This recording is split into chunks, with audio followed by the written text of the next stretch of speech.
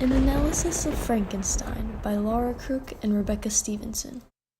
Mary Shelley's juxtaposition of Frankenstein and his monster reveals the ambiguity found in a societal definition of civility.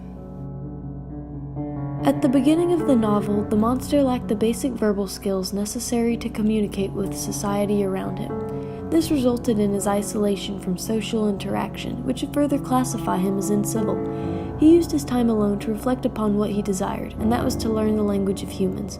Through observation of the de Lacy family, a group considered civil, the monster was able to study and learn language. His eloquence grew as he listened in on their conversations and studied books and notes that he had found in the pocket of Victor's jacket. By the end of the novel, the monster was able to successfully communicate with members of society, closer associating him with civility.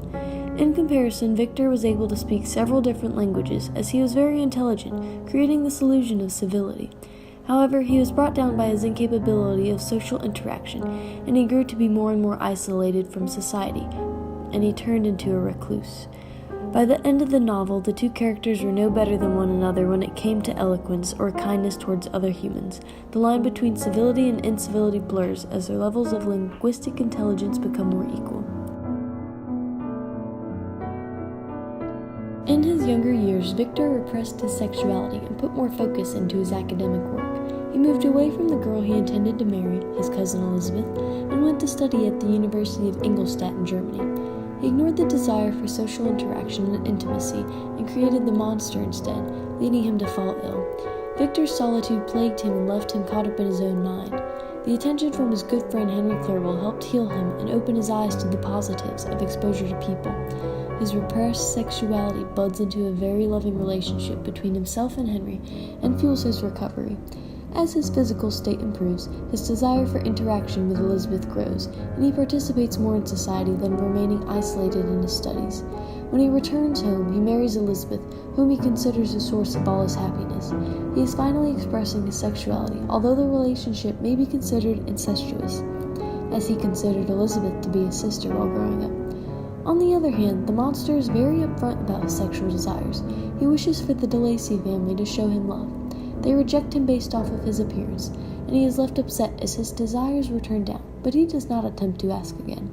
Later on, when confronting Victor, the monster demands the creation of a female monster as grotesque as he, so that he can love her. Victor eventually turns him down, and the monster suffers once again from loneliness.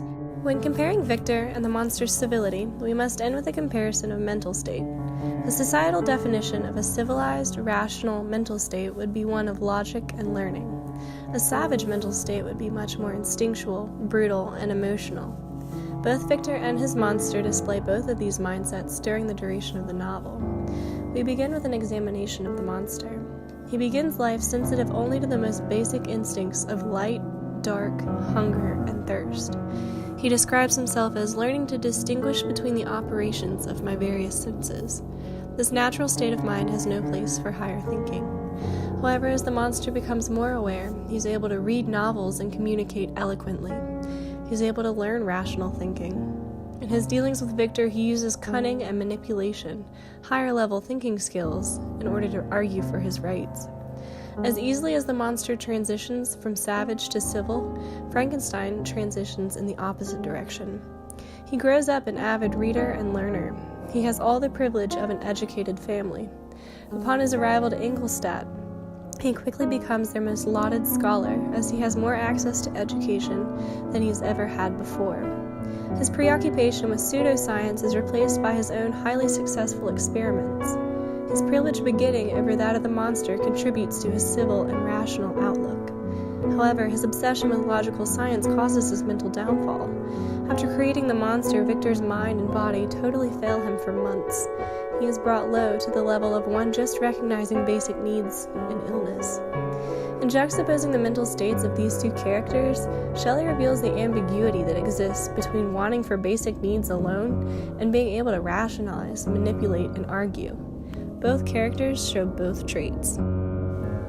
After careful examination of the societal definition of civility, neither Victor nor his monster is totally civilized or totally savage. They both lack logical thought and rational action in certain situations. Although Victor started out much more privileged and positioned for success, the monster learns the same skills, like language, through his own search. Their lust for women, although displayed differently, is the same basic instinct. In the end, the mental state of the monster may be even better than that of Victor. Shelley invokes a sense of ambiguity in juxtaposing these seemingly unlike, however, very similar characters. They are both mixtures of civility and savagery. Shelley implies that societal definitions of civility are useless, as they can be applied equally to a man and his monster.